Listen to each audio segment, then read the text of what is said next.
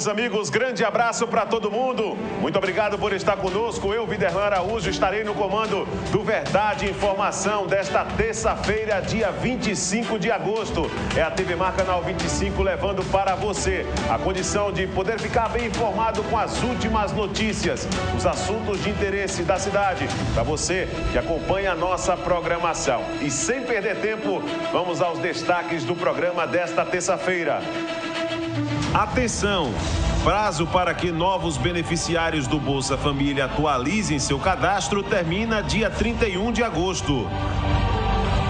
Governador Renan Filho garante que proprietários de cinquentinha terão os veículos regularizados de forma gratuita pelo Detran. Moradores e comerciantes de Cruz das Almas denunciam vazamento de água. Pois é, meus amigos, um grande abraço para vocês mais uma vez. Estamos começando o Verdade e Informação na tarde desta terça-feira, levando a notícia para você da maneira como ela é. Aqui sem cortes, sem nenhum tipo de... eu poderia dizer situação ilícita. A coisa aqui é de maneira direta para você que acompanha a nossa programação. E vamos, sem perder tempo, trazer a notícia, já que a notícia não para. E você que pode acompanhar a nossa programação, o Verdade e Informação está no ar a partir de agora, também pelo portal gazetaweb.com. Acesse e fique por dentro do maior conteúdo online do estado. É lá que você encontra a programação da TV Mar Canal 25, tudo em alta definição. Nós temos também o nosso WhatsApp, para que você possa mandar suas mensagens, os seus vídeos, seus áudios para a produção do programa, através do 981079872. A nossa produção com a Porlane Santos, a Laira Santa Rosa e a Patrícia Barros já está preparada para poder receber todos que têm aí a supervisão, um trabalho aí do Vonei Malta na direção de jornalismo da sua TV Mar, tá certo? Abraçando também a toda a equipe técnica, o Josiel Rodrigues, o nosso Rangel, que também está ali dando suporte, o Fábio Novaes, o Vinícius Ferreira e o Sidraque Ferreira são os responsáveis aqui para poder comandar toda essa rapaziada, é a equipe técnica da TV Mar Canal 25. Vamos começar o programa de hoje falando do pronunciamento do senador Fernando Collor, que nesta segunda-feira, ontem, na verdade, no Senado, ele ilustrou o seu pronunciamento com um vídeo em que homens da Procuradoria-Geral da República e da Polícia Federal cumpriram um suposto mandado de busca e apreensão no seu apartamento funcional em Brasília. Em seu discurso, o senador reiterou sua denúncia de que houve abuso de poder e arbitrariedade a mando do Procurador-Geral Rodrigo Janot. Assista a partir de agora. Vamos ver.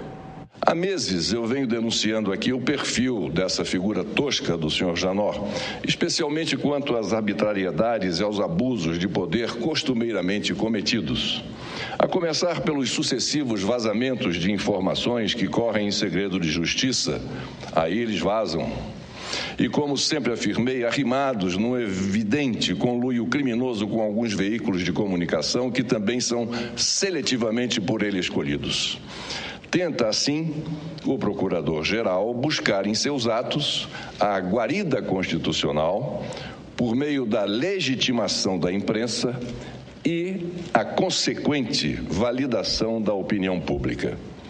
O fato é que, durante todo esse período prévio à denúncia, desde as especulações iniciais, passando pelas ilações estrategicamente construídas, até as recentes investigações, nas quais não faltaram abusos de toda ordem,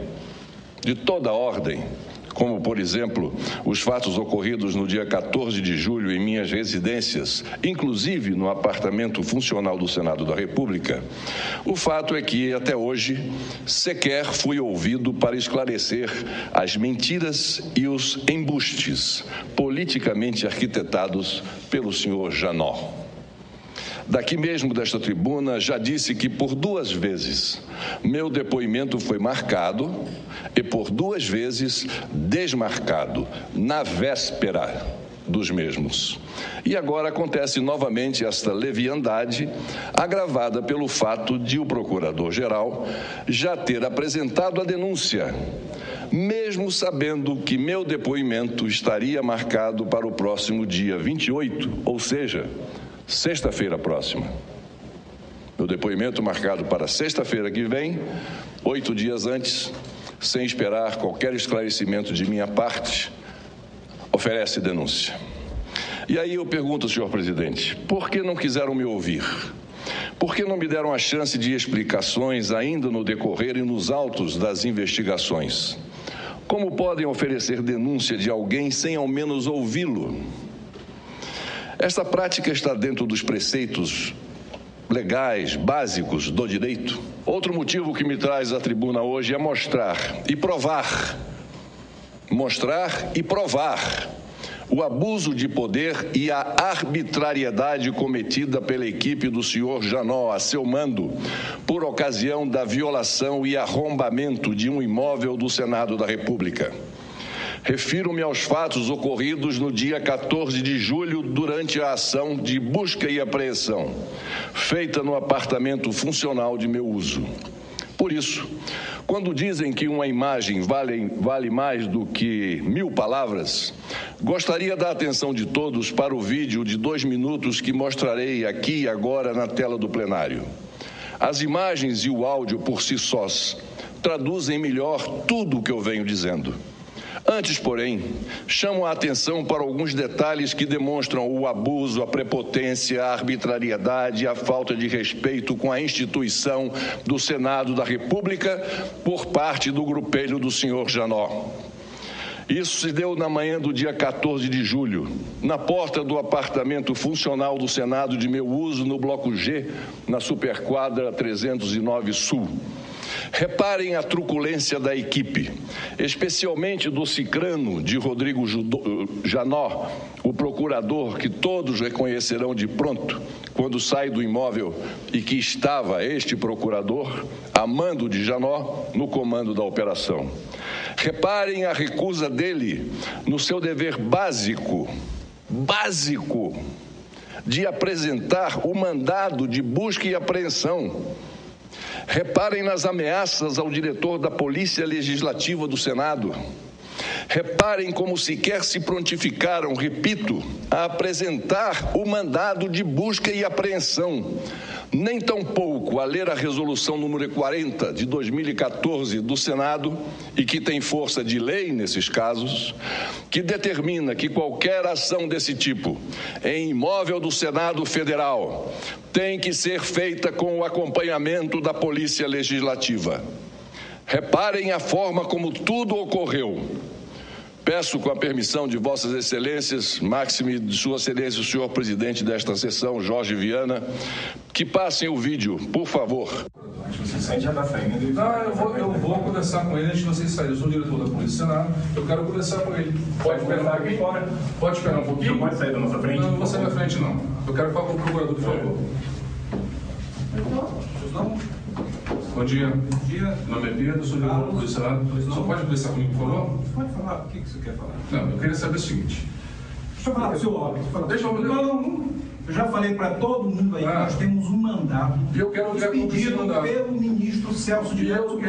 Já cumprimos o mandato e vamos sair daqui agora. Se retire, por favor. Se retire. Calma, não vai empurrar, não. Não, se retire, vamos sair. Não, já cumprimos o mandato. Eu quero ver a cópia. Eu quero ver a cópia. Sai. Sai. Eu quero ver a cópia. Não tem. Eu quero ver a cópia. Tem sim, senhor. Porque o senhor aqui é a cópia do Senado, a residência oficial do Senado. O senhor não aqui é a residência do Senado. A resolução do Senado diz que nós somos. Mas eu tenho que ver o mandato. O senhor não pode. O senhor está tendo uma nulidade no processo. Não tem isso. O senhor tem que mostrar o mandato. Processo no processo. O senhor tem que mostrar o mandato. Por favor, se retire. Vai sair. Por favor, se retire. Eu quero ver o mandato. Não tem mandado, senhor. Eu quero ver o mandato. Podem passar. Eu quero ver o mandato. Fecha aqui, gente. Fecha aqui. O senhor está... Peraí, só para entender. Agora o senhor está querendo fazer cárcere privado. Eu quero mostrar, eu quero ver o mandato. O senhor está fazendo cárcere privado. Então, por favor, deixa eu falar uma coisa do senhor.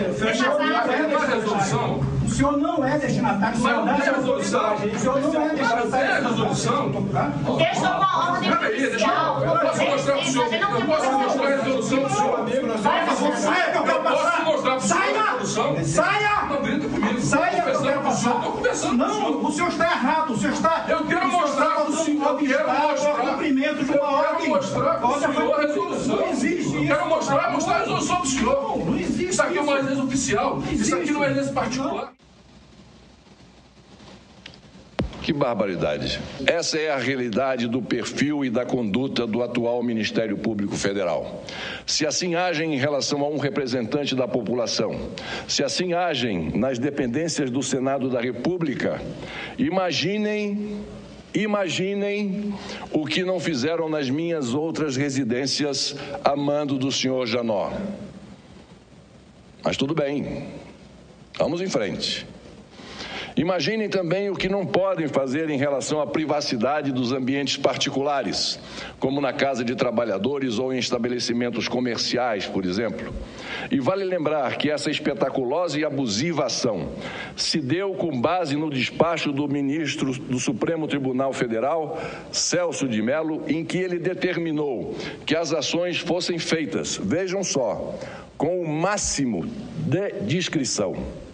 E mais, ao impedir o acesso e o acompanhamento da operação por parte da Polícia Legislativa do Senado, o senhor Janot, além de descumprir a lei, contradisse seu próprio parecer sobre o assunto, por meio do qual o Ministério Público se manifestou reconhecendo a legitimidade da Polícia Legislativa para cumprir o que determina a Resolução número 40 de 2014, especialmente as competências previstas no artigo 266. Isso foi um ato extremamente grave cometido pelo senhor Janot, procurador-geral da República, contra uma instituição da República, contra o Senado Federal, contrariando o que ele próprio escreveu a respeito da resolução que determina como deve funcionar e quais são as atribuições estritas da Polícia Legislativa do Senado Federal. Como visto naqueles lamentáveis acontecimentos, a verdade é que, infelizmente, rebrotando de seu féretro, a equipe do senhor Janot pode, às 5h40 da manhã, mesmo sem apresentar mandado judicial, arrombar apartamento funcional e invadir a privacidade de qualquer senador. Hoje fui eu, amanhã poderá ser qualquer um de nós com assento nesta casa. Por isso, volto a alertar: até quando vamos permitir esse estado policialesco que a Procuradoria-Geral da República tenta implantar? Trata-se de questão que afeta, sim, diretamente as instituições, a separação dos poderes, o Estado de Direito, e que merece, de nossa parte, pôr um freio nesses abusos inomináveis cometidos pelo senhor Janot. As imagens que aqui foram mostradas são a tradução fiel do que é hoje a política de conduta adotada pelo grupelho instalado no Ministério Público Federal, sob o comando de Rodrigo Janot, em que, como vimos, prevalecem a arrogância, o despreparo, a prepotência, o abuso e a arbitrariedade. É assim que eles se sentem, detentores do poder absoluto, acima da lei e de qualquer instituição. Porém, senhor presidente, é preciso perguntar: é esse tipo de Ministério Público Federal que se incumbe da, aspas, são as atribuições que a Constituição lhe dá, defesa da ordem jurídica, do regime democrático e dos interesses sociais e individuais intransponíveis, fecho aspas, como assevera, como já disse, a Constituição Federal? Pois é, esse foi o pronunciamento do senador Fernando Collor ontem em Brasília para trazer detalhes, e esse vídeo que acabou ganhando uma enorme repercussão em todos os meios de comunicação do país. Vamos dar sequência aqui ao programa Verdade e Informação. A taxa de desemprego subiu no segundo trimestre deste ano e chegou a 8,3%. É a maior taxa da série histórica que teve início em 2002. No primeiro trimestre deste ano, o índice foi de 7,9%. De acordo com o IBGE, a população desocupada de 8,4 milhões de pessoas subiu 5,3% frente ao primeiro trimestre do ano. A população da Pesquisa Nacional por Amostra de Domicílios foram investigados, neste caso, 3.464 municípios neste levantamento. Uma grande quantidade de medicamentos vencidos foi descartada hoje pela manhã na entrada do Benedito Bentes 1, na parte alta de Maceió.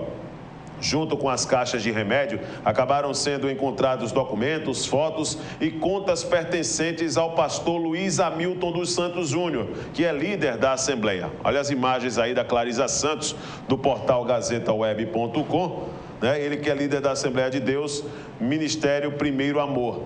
Entre o material encontrado estão remédios controlados e anticoncepcionais, todos vencidos. O pastor Luiz Hamilton negou que os medicamentos pertençam a ele, mas confirmou que há cerca de 15 dias o cadeado da igreja foi arrombado e várias pastas contendo documentos que estavam armazenados no templo acabaram sendo levadas. Que situação triste e lamentável. Tanta gente, às vezes, precisando de medicamentos e medicamentos caros, e esses medicamentos sendo encontrados assim, dessa maneira, jogados. A Comissão Estadual da Memória e Verdade Jaime Miranda está com os trabalhos parados. Falta pessoal especializado e também espaço físico para elaborar os dossiês. Recebemos aqui com muito prazer o presidente da Comissão Estadual da Memória e da Verdade, Dr. Delso Lira. Pode se aproximar, seja bem-vindo aqui aos estúdios, doutor. Tudo bem? Como é que está? Eu espero que venha mais vezes também aqui no programa, é sempre um prazer recebê-lo, tá? Prazer mesmo. Vai falar conosco um pouco a respeito desse assunto, dessa situação. E aí eu me pergunto inicialmente, doutor, como tem sido o trabalho da comissão nessa linha de combate? Boa tarde. Perfeito. Boa tarde aos telespectadores. Nós tivemos uma fase inicial de trabalhos com coleta de depoimentos, isso ainda no ano passado, mas do final do ano para cá nós ficamos um pouco paralisados em razão da necessidade de aprofundarmos os trabalhos na área de pesquisa e análise e relatoria dos casos já apurados, para podermos apresentar os resultados. Também tivemos um problema que a comissão tinha prazo para acabar, para se encerrar legalmente agora no início de setembro, e nós precisávamos trabalhar essa renovação. Sim. Conseguimos, através da recente lei delegada do Estado de Alagoas, o governador incluiu a prorrogação do prazo de existência da comissão. Nós estamos agora com mais 2 anos de existência e com isso nós já estamos reprogramando as nossas atividades e estamos também trabalhando para obtermos o suporte técnico de que necessitamos.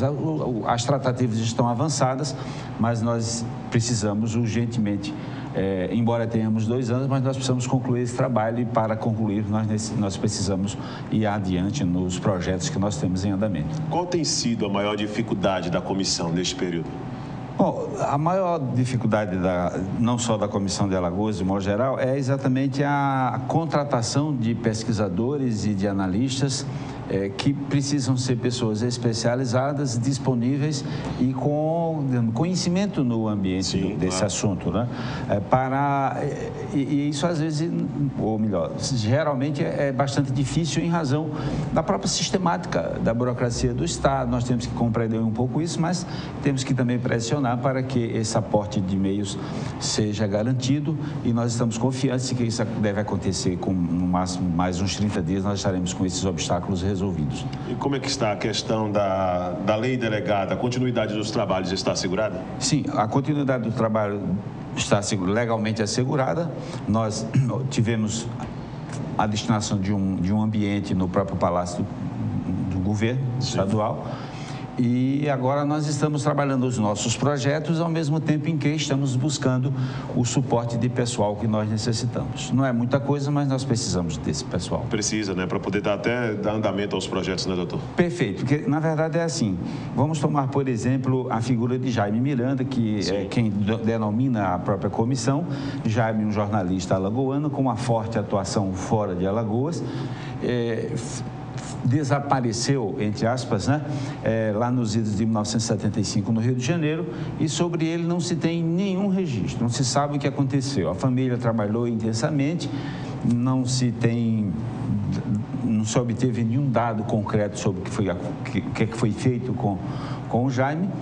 E aí nós temos muitos registros, por exemplo, no Arquivo Nacional, nos organismos policiais da própria ditadura militar, que hoje estão disponíveis, mas aí nós pensamos que alguém que com conhecimento, com técnica, busque nesses arquivos existentes para que essa história seja remontada e possamos fazer como já fizemos no caso de Odígias, que é um outro alagoano que foi morto em Pernambuco, em que a Comissão de Pernambuco reconstruiu toda a vida de militância do Odígias e a Justiça reconheceu que ele havia sido assassinado pelo regime militar e, inclusive, o registro de óbito dele foi modificado. Quer dizer, esse ciclo precisa ser reconstruído.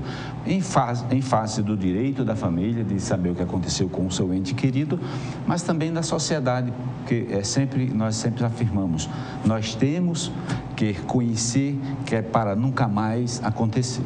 E esses operários, doutor, não adianta, tem que conhecer bem a coisa, porque colocar um leigo para poder fazer esse tipo de ação, acaba até o processo demorando mais. E não dá resultado, porque é um assunto realmente muito peculiar, muito técnico, que exige que a pessoa entenda de arquivo, mas não só de arquivo, e que saiba pesquisar o que precisa ser pesquisado, porque o universo é muito grande. Isso é realmente muito peculiar. Eu imagino que seja.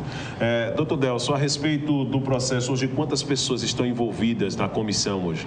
A comissão tem 7 integrantes e temos um consultor voluntário, vamos dizer assim, o historiador Geraldo Magela, que contribui conosco em todas as horas. Então, nós temos em tempo, vamos dizer assim, de dedicação à comissão com 8 pessoas, mas somos todos voluntários, todos temos nossas atividades, então nós precisamos de um suporte fornecido pelo Estado, e é isso que nós estamos buscando. Esse grupo, ele planeja as ações, mas para executar esses planejamentos, nós precisamos de mão de obra. Por exemplo, nós temos um projeto para identificar em Maceió e em Alagoas como um todo, as ruas, os logradouros públicos, os prédios que receberam nomes de pessoas reconhecidamente envolvidas com as ações criminosas do golpe militar, na tortura, na prisão ilegal e até morte de pessoas. Certo. Uma vez comprovado isso, nós temos uma proposta nesse projeto específico para que esses logradouros, essas ruas, tenham esse nome modificado e, quem sabe, ao invés de colocar de manter o nome daquele que praticou o crime, coloque-se o nome da vítima, né? Das vítimas da violação de direitos humanos. E assim, outros projetos que nós temos em mente para conduzir em conjunto com as comissões nacionais, porque embora as demais comissões que ainda funcionam no Brasil afora, embora a Comissão Nacional tenha oficialmente encerrado as atividades em dezembro do ano passado, por causa do período existencial dela, o fato é que as atividades continuam e os assuntos não foram todos esgotados, nós temos muita coisa por fazer ainda. E tem aparecido assim muitos voluntários querendo abraçar essa causa da comissão? Não muito. É um assunto ainda muito delicado. Muitas vezes até vítimas, sobreviventes e familiares de vítimas, eles têm dificuldade de se apresentar, eles têm aquele comportamento interior, a barreira que precisa ser vencida. As pessoas não gostam de falar daquilo, se emocionam, se entristecem, se revoltam, porque não existe ex-torturado, né? A pessoa que passou por um processo dessa natureza, isso o acompanha para o resto da vida. Então, isso é um fator de resistência no que diz respeito às vítimas. Em relação aos agentes do Estado que atuaram naquela fase, que nós estamos igualmente abertos para recebê-los e conversarmos, nós não recebemos nenhuma provocação. E é algo até importante, porque a nossa comissão não é um organismo policial, não é um organismo de certificação de justiça, não é nada disso. É um trabalho voltado exclusivamente para o conhecimento sobre os fatos e a documentação desses fatos para que a sociedade possa fazer desse conhecimento, além do conhecimento em si, dispor dele para conduzir as suas vidas. A comissão hoje, o senhor poderia detectar que há fatos distorcidos na história da época da ditadura, pelo que o senhor acompanha? Sempre há. O registro oficial, ele é sempre atendendo a uma conveniência daquele momento. Muitas vezes, e eu me referi agora ao caso do Odígias, ou do Manuel Lisboa, que é um outro alagoano também morto pelo regime, a morte registrada é em combate com as forças de segurança. Esse combate jamais existiu. Eram pessoas que jamais passaram perto de uma arma, muitos deles, que não tinham nenhuma relação com a prática da violência. Jaime Miranda, por exemplo, era um intelectual. E aí a história oficial ela é sempre distorcida. Na maioria dos casos é distorcida por conta da acomodação que era necessário de ser feita para que aquela morte ou aquele desaparecimento tivesse uma justificativa dentro daquilo que se considerava a legalidade do poder ditatorial da época. Doutor Delson, muito obrigado por sua presença. Foi valorosa demais sua participação. Espero que venha mais vezes para poder falar dessas ações que a Comissão Estadual de Memória e Verdade está sempre proporcionando com projetos e ações aqui no nosso estado. Eu é que agradeço, estou sempre às ordens. Legal, então muito obrigado por sua participação. Vamos dar continuidade aqui ao programa Verdade e Informação na tarde desta quinta-feira. Olha só, o prazo dado pela empresa contratada para entregar a maternidade escola Santa Mônica totalmente reformada e com as instalações ampliadas acaba no mês que vem, mas não deve ser cumprida. A direção da unidade, referência no atendimento a gestantes de alto risco, refere-se posicionar acerca das obras somente no fim de setembro. Até lá, pretende acompanhar os trabalhos e manter os serviços divididos em 2 hospitais da capital. A primeira parte das obras da maternidade foi iniciada há 2 anos. Algumas alas foram reformadas e reabertas no começo deste ano em meio a opiniões divergentes.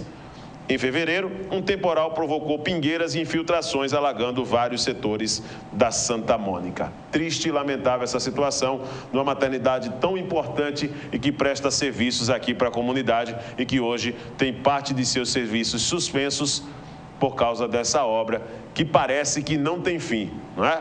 Parece que não tem fim essa situação e eu espero que o quanto antes a maternidade, Escola Santa Mônica, seja entregue novamente para a sociedade alagoana. Termina na próxima segunda-feira o prazo para que os novos beneficiários do Bolsa Família atualizem seu cadastro e tenham acesso ao benefício. O repórter Fernando Palmeira esteve lá, conferiu tudo e traz a partir de agora para nós mais informações. A Secretaria Municipal de Assistência Social, com o programa Bolsa Família, faz uma chamada geral para os cadastrados novos beneficiários que têm até o dia 31 desse mês para oferir esse benefício. Nós estamos aqui ao lado de Daniel Cavalcanto, um dos coordenadores do Bolsa Família, e nos diz como é que está o cronograma e já os dias chegando à reta final, ou seja, dia 31 de agosto, para aqueles que estão cadastrados vir aqui fazer os procedimentos exigidos pelo programa. Isso, foram aqueles usuários já cadastrados no CadÚnico que foram contemplados no programa Bolsa Família, só que ainda assim não fizeram o saque do seu benefício. E aí, como você bem falou, agora eles têm até o dia 31 de agosto para poder efetivar o saque do seu benefício e permanecer no programa Bolsa Família. E para isso, eles precisam vir até aqui a nossa sede, porque a gente precisa atualizar o cadastro, já que o cartão do Bolsa Família não conseguiu ser entregue em sua casa. Então, os dados de endereço devem estar desatualizados. E também pegar o encaminhamento para poder ir até a Caixa Econômica e assim efetivar o saque do seu benefício. Além de algumas exigências para a comprovação definitiva, muitos estão aqui ainda, pelo menos aparentemente, com algumas informações que não estão checando aqui no cadastro que foi feito anteriormente. Isso, a gente está também, além do processo de revisão cadastral, que são todos aqueles que estão há mais de 24 meses precisando atualizar o cadastro, temos também os casos de averiguação cadastral, que são todos aqueles beneficiários que, através do cruzamento de dados feito pelo Ministério do Desenvolvimento Social e outros bancos de dados do governo federal, viram que tinham algumas informações inconsistentes no cadastro único. E isso eles foram convocados através de cartinha para poder vir até a sede e fazer a atualização do seu cadastro. Ao todo, são mais de 1.800 famílias que foram convocadas, cadastradas, mas não sacaram o benefício até agora. Quais são os motivos de não haver esse saque aí? A gente acredita que seja desatualização do cadastro e por não ter procurado também nenhum posto de cadastramento do CadÚnico, nenhuma unidade da Secretaria Municipal de Assistência Social que tenha os serviços do Cadastro Único e do Bolsa Família, porque aí já teria informação que foi contemplado e que precisava sacar o benefício. Então, a gente acredita que a desatualização do benefício do cadastro único, né, dos dados de endereço, e também a não procura pela informação se tornou beneficiário ou não. Se essas famílias não vierem aqui regularizar e não sacarem até o dia 31, o que pode acontecer?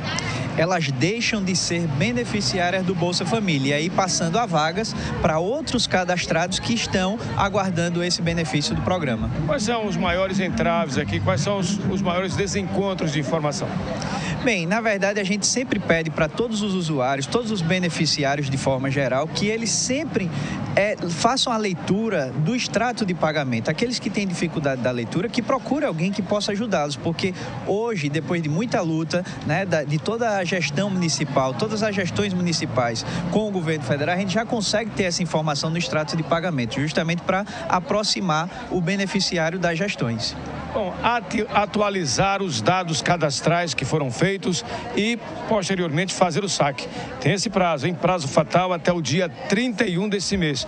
Caso contrário, infelizmente, esse benefício não chegará a você que está cadastrado.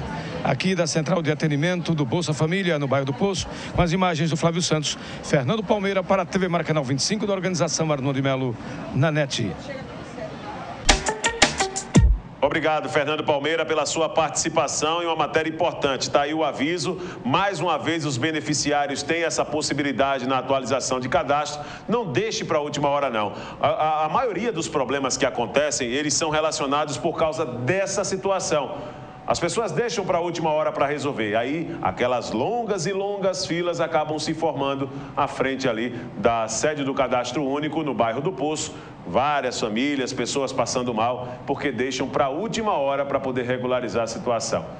Bom, eu espero com toda sinceridade que a coisa seja diferente até o dia 31 deste mês.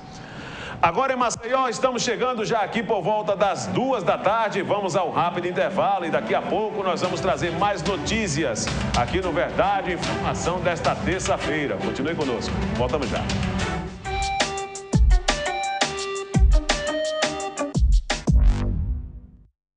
Sabe que a maneira mais eficaz de se resolver um problema é através do diálogo. Falar o que se pensa é muito importante e saber ouvir é fundamental. A Câmara Municipal de Maceió sabe disso e está sempre disposta a ouvir o que você, cidadão, tem a dizer. Na Câmara, mais de 30 leis que estavam sem tramitação desde a legislatura anterior foram promulgadas. É o caso da lei que proíbe o uso de paredões de som acima do volume permitido, a que exige a apresentação de documentos para a confecção de carimbos, a que destina vagas em estacionamento para gestantes e pessoas com crianças de colo e a que obriga a fazer o teste do coraçãozinho nos bebês nascidos na capital. É nesta direção que queremos continuar avançando. Afinal, uma cidade melhor se faz com cidadãos mais participativos. Venha com a gente, participe e vamos juntos fazer uma Maceió cada vez melhor. Câmara Municipal de Maceió, a casa de todos os maceioenses. Você sabe o que ele faria se alguém o provocasse xingando, ofendendo, chamando para a briga? Nada. Minha vida vale mais do que qualquer briga ou discussão. No Brasil, centenas de pessoas são mortas por motivos fúteis. Conte até 10. A raiva passa, a vida fica. Paz. Essa é a atitude. Uma campanha do Conselho Nacional do Ministério Público e ENASP. Tem coisa na vida que a gente nunca esquece. Como aquele café quentinho pela manhã. O abraço apertado daquele velho amigo. A criançada brincando no final da tarde. O cuscuz maravilhoso que a gente sempre quer mais. O nascimento do terceiro filho, celebrado igualzinho ao primeiro. Aquele bolo quentinho e delicioso para comemorar a formatura da sua filha. É difícil esquecer desses bons momentos. Mais difícil ainda é esquecer os sabores que marcaram esses bons momentos. Coringa, forte como o povo nordestino. O atendimento a bebês com doenças do coração era um grave problema da saúde em Alagoas. Para mudar esse quadro, o governo do estado criou uma unidade especializada em recém-nascidos e crianças com doenças cardíacas. Um convênio com o Hospital do Coração garante atendimento às crianças e apoio às famílias. Nos casos mais complexos, os pequenos pacientes são operados em hospitais de Recife, Fortaleza e Aracaju, sempre com acompanhamento do Serviço Estadual de Saúde. Você vê uma criança sem diagnóstico, você conseguir fazer esse diagnóstico e conseguir ajudar, isso não tem preço. O pequeno Luiz Guilherme é uma das 30 crianças que estava na fila de atendimento. Foi operado e agora já está em casa. Não tem coisa melhor do que isso. A gente vê o filho da gente bastante saudável, né? Alegre também, né? Não tem coisa melhor. O caminho é longo, mas a saúde em Alagoas está começando a mudar. Governo de Alagoas. Trabalhando sério, a gente chega lá.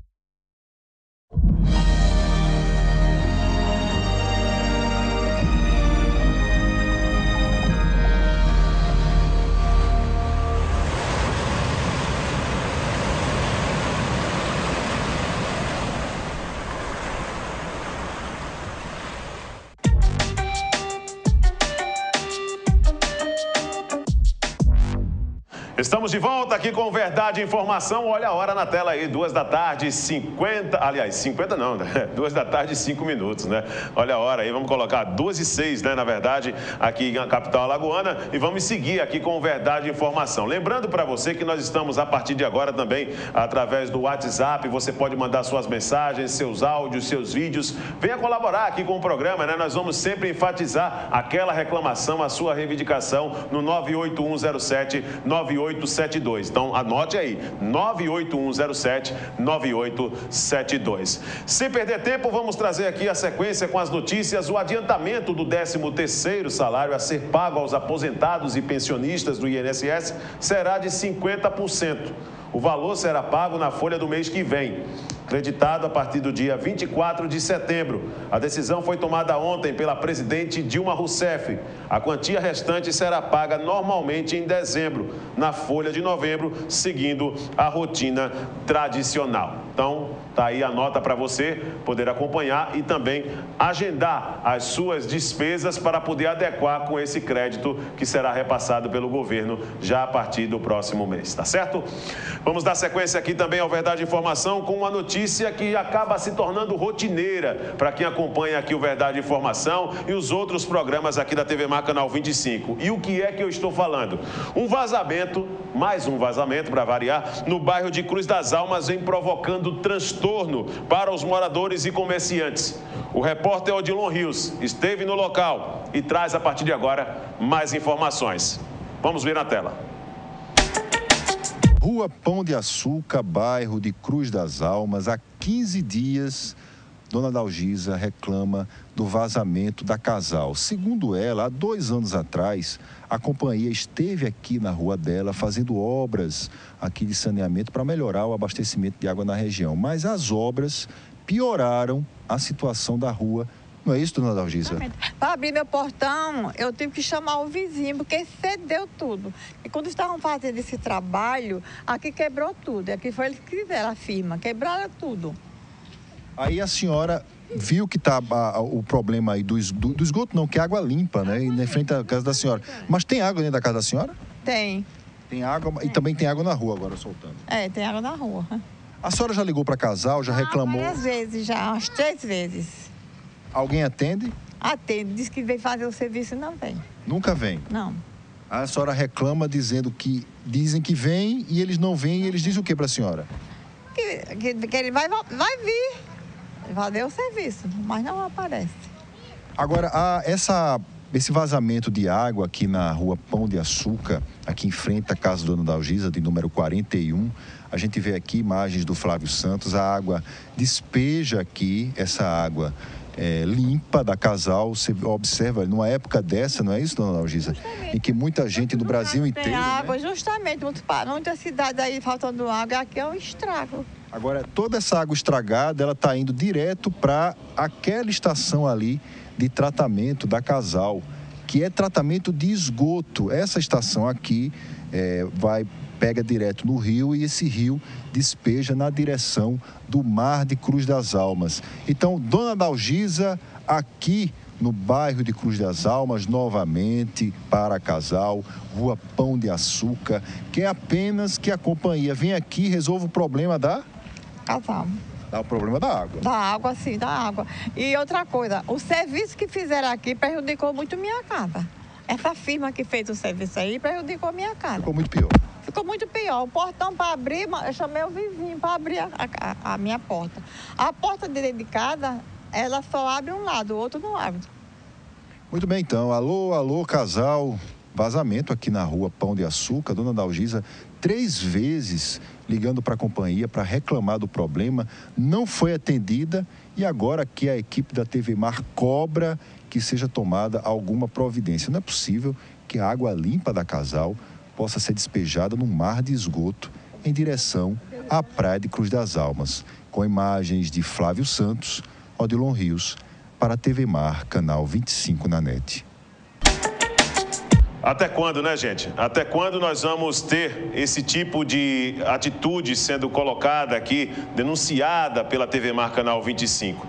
Até quando nós vamos mostrar essa questão da água que está indo sendo jogada para os córregos aí, entregue, despejando ali no mar, para nada, onde poderia ser usado. O mundo está, cada dia que passa, eu diria que agonizando nesse aspecto da água, mas as pessoas acabam não dando importância, né? Porque, com toda sinceridade, uma instituição dessa, como a Casal, que todo dia está virando assunto, ontem eu trouxe a matéria da Polícia Federal, né? Envolvendo aquelas investigações onde a Casal foi citada como uma das empresas, né, que acabou contribuindo para o crime contra o meio ambiente. Foi citada, isso não quer dizer que foi acusada. E tem agora esse fato que o Odilon Rios trouxe, o aniversariante do dia, no qual eu deixo meus parabéns aqui para o nosso grande Odilon Rios, registrando aqui mais uma vez esse fato. Que coisa triste e lamentável. Com toda a sinceridade e respeito das pessoas que fazem a Casal, mas isso é um serviço nojento. Com todo respeito, porque a água está ali vazando na porta das pessoas, água limpa, gente. Aí a moça veio reclamar, a dona Dalgisa, que não vai para a televisão, tenho certeza pela idade que tem idade de ser minha mãe, idade de ser vó de muita gente aqui, para mentir. O tempo que está ali aberto, o serviço mal feito, com todo o respeito que eu tenho para as pessoas que fazem a Casal, mas é um serviço nojento esse, minha gente. Serviço nojento. Que, com toda a sinceridade, todo dia a gente está trazendo aqui notícia de que foi um problema mal feito. Se o problema é da terceirizada, então vamos qualificar esses profissionais. Pessoal do bairro de Cruz das Almas ali sofrendo com essa questão da falta d'água, com toda a sinceridade e respeito. Vamos administrar bem as coisas para o povo, minha gente. Olha, vamos falar de coisa boa agora aqui, tá certo? No Verdade e Informação, essas coisas acabam, né? Mas vamos falar de coisa boa, até porque nós estamos falando de um jovem que tem aí um trabalho reconhecido nacionalmente e que utiliza uma cultura muito peculiar aqui na nossa região, para poder chamar a atenção lá fora, claro, né? Não podia ser diferente. A tradicional rapadura está sendo utilizada e é o principal doce feito aqui na região Nordeste. Encontrou novo uso nas mãos dessa fera que eu chamo pra cá, o design Rodrigo Ambrósio, 30 anos apenas. Perguntei pra ele, você é jovem pra caramba. Ele disse, sou jovem não, disse, é muito jovem, rapaz. Parabéns aí pelo trabalho. Obrigado. Rodrigo, como é que surgiu essa ideia de pegar justamente a nossa gostosa, saborosa rapadura para fazer essas obras de arte que acabam despertando aí muita atenção em grandes eventos que você participa no Brasil afora? Seja bem-vindo, boa tarde. Obrigado, boa tarde a todos. A ideia surgiu uns 3 anos atrás, a ideia inusitada, e eu só tomei coragem de realizar esse ano, impulsionado pelo tema da Expo Mundial, que esse ano acontece em Milão e é sobre alimentação. O tema é Nutrir o Planeta, Energia para a Vida.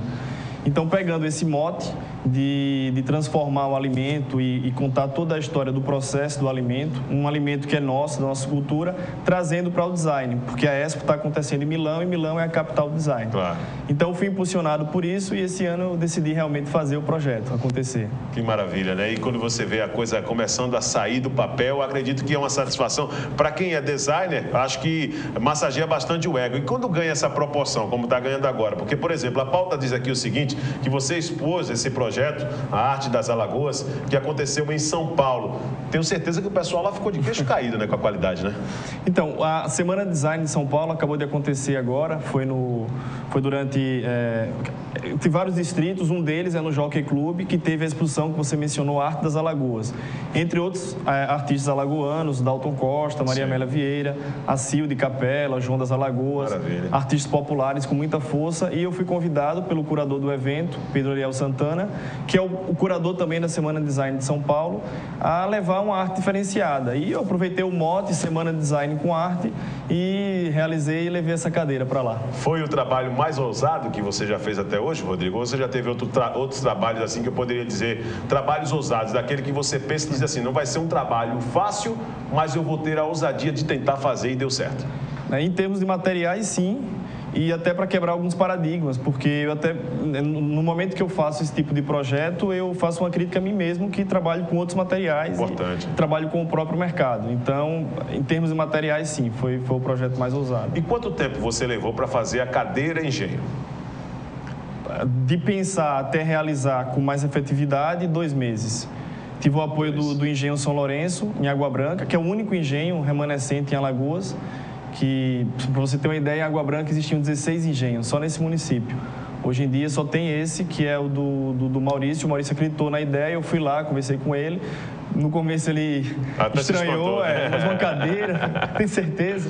Não, eu acho que funciona, vamos trabalhar nisso. Eu desenvolvi o molde aqui em Maceió e levei para lá. Primeira tentativa deu errado e a segunda tentativa a gente conseguiu acertar. E você trabalha sozinho? Tem ajuda assim? Pega ali alguma coisa para mim, uma ferramenta, ou você trabalha só mesmo em tudo? Tem assistentes? Não, sempre tem ajuda, sempre tem equipes. Não dá, né? Nesse molde, por exemplo, o Tiago e a Laila foi fundamental, me ajudou a fazer o molde. Lá no Engenho, o Maurício e a equipe dele do Engenho realizou. Cada projeto que trabalha com cada material, cada tipologia, é uma equipe nova, são pessoas que eu entro em contato para poder realizar os projetos ousados. É normal, durante o desenho, o esboço, a ideia que você passa para o papel, para poder logo depois ser executada, tem mudanças de plano? Vou dizer, não vou pegar mais por esse caminho, não. Vou pensar direitinho, vou pegar por aqui que talvez seja. Sugestões também? É normal esse tipo de coisa, Rodrigo? Acontece normalmente? Acontece e tem que acontecer, que é assim que a gente evolui.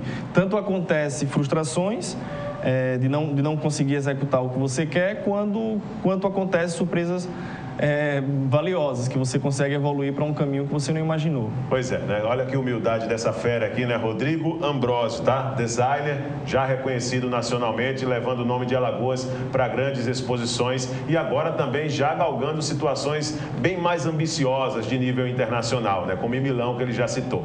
Vamos dar uma olhada no trabalho deles? Vamos lá? Vamos colocar algumas imagens do trabalho dele. Eu queria que o Rodrigo trouxesse aqui alguns detalhes desse trabalho que foi utilizado aqui. Tem algumas das imagens, né? Esse daqui é a ferramenta utilizada, por exemplo, para fazer a cadeira, foi isso? Isso. Essas imagens que eu realizei durante o processo de feitio da cadeira no Engenho São Lourenço, aqui eu destaco o ferramentário que é utilizado até hoje, desde a época dos escravos, que se permanece. Madeira, isso aí? Claro, sem os escravos.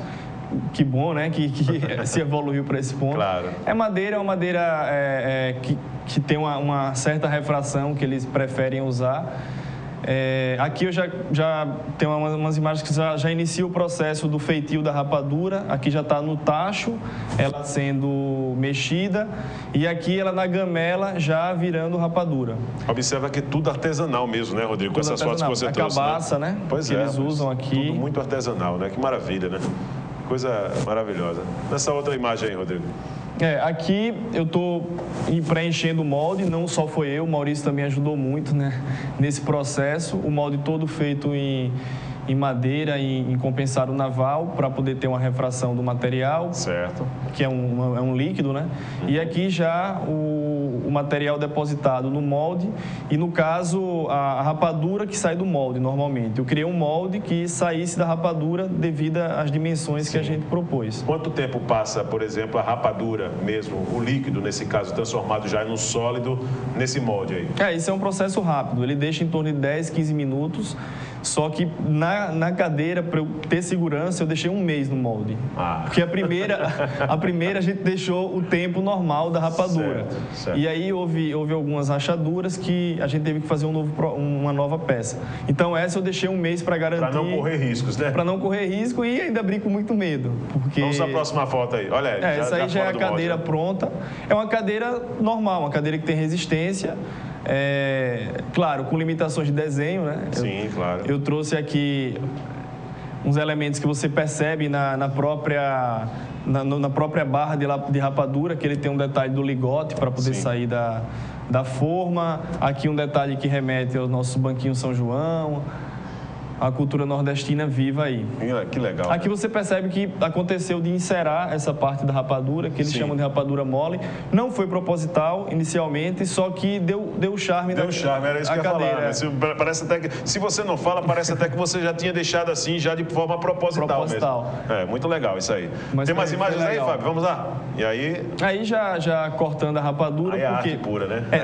Na exposição, a gente disponibilizou uma peixeira lá e as pessoas foram comendo a cadeira. Então, foi uma arte efêmera para fazer pensar no que nos alimenta, a questão do açúcar mascavo, a base, por muito tempo, a base da nossa economia no Brasil e com muita força no Nordeste. E aí, as pessoas podem fazer o elo entre o artefato em si, o móvel, uma sociedade tão presa ao material. Sim, claro. E o alimento que realmente é o necessário. Então, as pessoas comeram a cadeira e no final da exposição, que foi uma semana, já não existia mais cadeira. E, ficou a história aqui. Rodrigo, para que a gente possa encerrar, qual foi a reação do público quando viu a cadeira? No engenho, as pessoas não acreditavam o que estava acontecendo, iam lá participar, a própria comunidade. E em São Paulo, foi engraçado porque muitos nordestinos que vivem lá, iam lá contar suas histórias, dizer que desde criança come rapadura, e os paulistas não acreditavam que estava vendo isso ao vivo. Rodrigo, parabéns, cara, pela ideia. Eu acho que nós somos carentes de grandes ideias. Continua sempre assim, tá? Colocando em prática aquilo que você pensa. Em qualquer local, né? Vem uma ideia, vai anotando, vai fazendo e traz para cá, tá certo? Tá combinado assim? Tá bom, então. Volta sempre aqui. Obrigado Rodrigo. Parabéns. 30 anos, eu gosto desse tipo de coisa, cara. Eu acho que nós somos carentes de coisas novas, né? E isso aí é sempre interessante, né? Nós vamos, claro, sempre destacar aqui na programação da TV Mar. Vamos dar sequência aqui ao Verdade e Informação. O ex-vereador Luiz Pedro vai a júri no dia 23. Ele é um representante cada vez mais comum da periferia. Manda mais, mas nem sempre precisa usar a lei para ser obedecido. Esses detalhes são pautas para o comentário de Odilon Rios na coluna No Ponto. Vamos ver.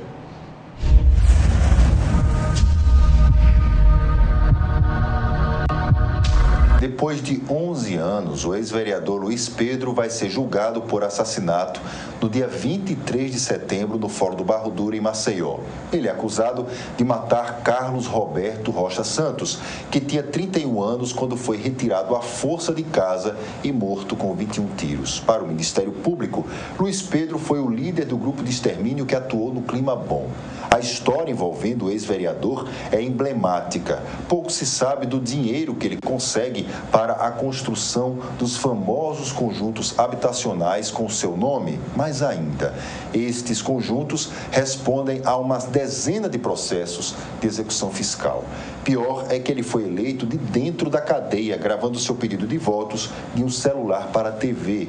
E ninguém o impediu, nem o judiciário, que aceitou o pedido de habeas corpus para ele assumir o mandato na Câmara de Vereadores. Luiz Pedro mostra que a justiça é lenta e mais. Ele distribui votos a poderosos caciques alagoanos. Tem, segundo se estima, pelo menos 30 mil eleitores. Seria este um fator de sobrevivência dele em um cenário que naturalmente elimina quem não tem mandato? Na Câmara, Luiz Pedro é útil porque tem votos. Mas o que ele pede em troca? O ex-vereador e também ex-deputado é representante deste Brasil profundo, a periferia abandonada pelo poder público, mas aliciada por quem de fato manda. Onde vale quem tem força, seja de onde ou de quem vier.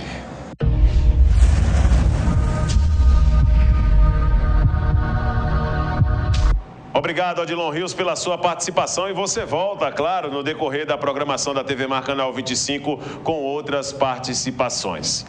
O governador Renan Filho garantiu que os proprietários de cinquentinha terão os veículos regularizados de forma gratuita pelo Detran. O repórter Fernando Palmeira acompanhou tudo e traz mais informações. Vamos ver. As motos de pequena cilindrada, as cinquentinhas, terão por lei obrigatoriedade de emplacamento e seus condutores também terão habilitação. visando segurança em todos os sentidos, o governador Renan Filho determinou que o primeiro emplacamento dessas cinquentinhas não será pago pelo contribuinte. Nós estamos aqui no Detran para saber mais sobre isso e medidas outras do governo do estado, que também se preocupa com a mobilidade urbana em nossa capital. José Williams da Silva, coordenador de operacionalidade do Detran, nos fala mais sobre a obrigatoriedade e esse favorecimento que o estado está dando para os proprietários de cinquentinha. Ok, Fernando. O governador é muito sensível a uma causa que é uma causa social, né? O usuário hoje do ciclomotor, ele advém da bicicleta. Então, o pessoal de um poder aquisitivo menor e, obviamente, até de um conhecimento menor, mas aí o governo foi muito feliz e, em nosso estado, ele terá isenção de todas as taxas pertinentes de competência do nosso estado. O primeiro registro, o licenciamento e também o IPVA, que é o Imposto sobre Propriedade de Veículo. Então, todos os ciclomotores que foram faturados antes da lei 13.154, esses estão isentos por determinação, né, pela lei, um decreto que está tramitando de iniciativa do nosso governo. Como fica também a exigência da habilitação para os condutores desses veículos? O Código de Trânsito já prevê, né, para o usuário do ciclomotor a ACC. Como era competência do município, nós não entrávamos, de certa forma, nessa seara, já vista a competência ser determinação do código para o município regularizar. E aí nós não cobrávamos. Mas hoje, como nós estamos, de certa forma, com incumbência, a cobrança é do uso da CNH para a categoria A, porque é veículo de duas rodas. Ele hoje não se considera mais um ciclomotor, uma cinquentinha. É um automotor com duas rodas. Então, a gente tem por obrigação de cobrar a CNH. O Detran é superavitário e aí o governador, também sensível a esse dinheiro extra aí do Detran, está querendo aplicar em melhorias em nossa capital e na mobilidade urbana. Cerca de 80 milhões serão destinados para as melhorias em vias, enfim, as alternativas para o trânsito em nossa capital. A mensagem já está sendo encaminhada à Assembleia Legislativa. O que é que representa isso para os condutores em Maceió? Veja bem, é a segurança no modo geral, né? Hoje nós temos, de certa forma, um estado vulnerável, mas com um secretário de Defesa Social muito arrojado, a gente tem baixado os índices de violência, mas há uma necessidade de investimento maior. E a exemplo do governo anterior, que investiu 15 milhões na pavimentação da L101 Sul, que é uma coisa benéfica para todos nós estamos mais preocupados hoje, num primeiro momento, óbvio, na segurança e na mobilidade urbana. Esse valor, ele é um valor superavitário, que não é uma coisa impositiva, né? A gente pode, amanhã ou depois, uma vez não chegando à receita, atingindo o superávit, fazer com que esse repasse não seja a esse valor. Essa lei, ela vai até 2018, ela será repassada mensalmente, de uma forma parcelada, depois que nós aqui, obviamente, pagarmos as contas, e aí, tudo resolvido aqui dentro, nada mais justo, enquanto Estado, enquanto segmento, obviamente, do governo, fazer o repasse para que a gente possa ter uma segurança, uma mobilidade urbana de melhor qualidade. Importante, vias, viadutos, passarelas, segurança, que é a prioridade, e também o dinheiro do superavitário do Detran para a segurança pública. Segurança que começa como começamos essa entrevista.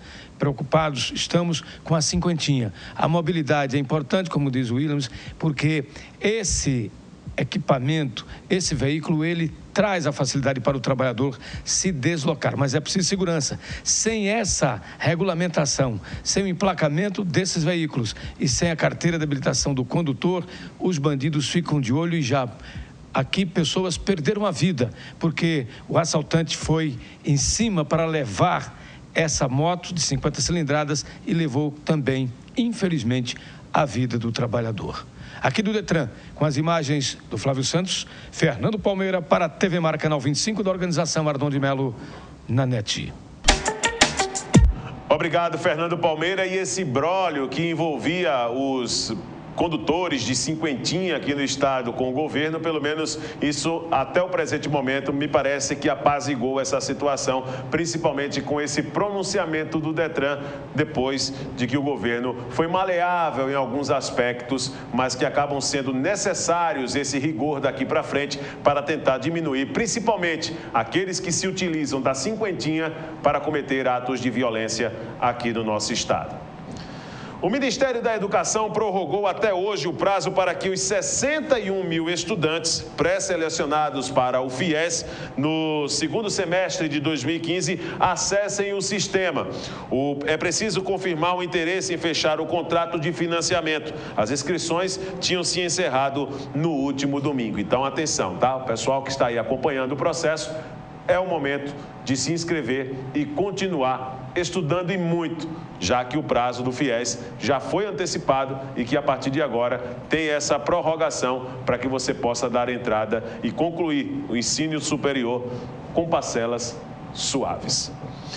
Para a gente encerrar aqui o Verdade e Informação, o fornecimento de água entre as regiões do Centro e Pontal da Barra, na parte baixa de Maceió, está comprometido desde ontem. O trabalho para a retirada de um vazamento na rede de distribuição afetou o serviço no Parque Rio Branco, no bairro da Levada. A previsão é que o conserto seja concluído ainda na tarde desta terça-feira. Não fique cismado não, eu estava sorrindo desse jeito porque o Léo Palmeira é um verdadeiro fanfarrão. Estava ali por trás brincando com o nosso querido Josiel Rodrigues e, claro, ele está chegando para, com muito brilhantismo, comandar o Canal Legal na sequência da programação da TV Mar Canal 25. Muito obrigado pelo carinho, muito obrigado por ter ficado conosco. Amanhã estaremos de volta, já no comando de novo do Mauro Vedequim, titular aqui na bancada para poder trazer detalhes, informações, tudo o que foi destaque e interesse da nossa sociedade.